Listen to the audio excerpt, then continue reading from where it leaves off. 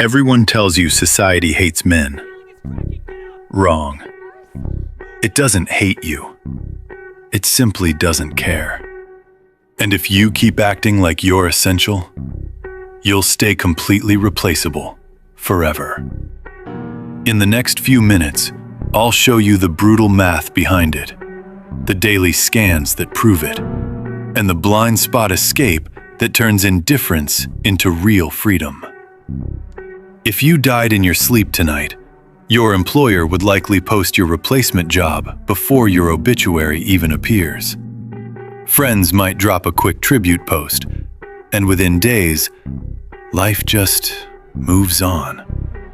To the system, you're not truly a person.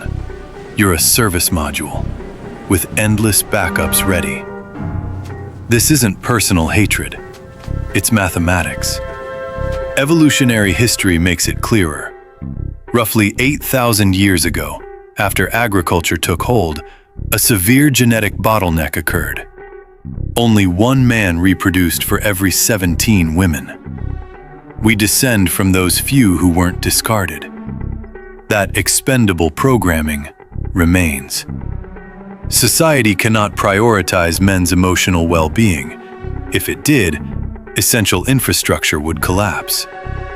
You're the essential lubricant. Lubricant is used until depleted, not cherished. Observe it in real time.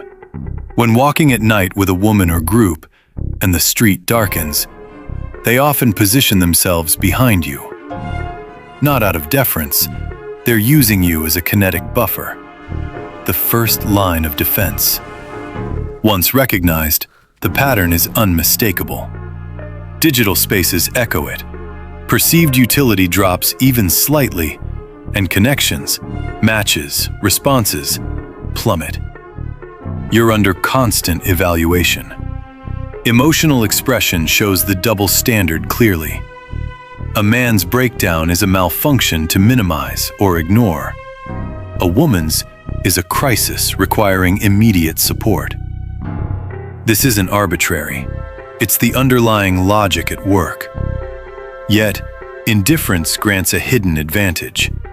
The system scrutinizes high-value individuals, taxes them, restricts them, cancels them. Disposable ones slip through the blind spots, unnoticed. No one expects you to deviate. Stop seeking validation from a structure designed to consume you.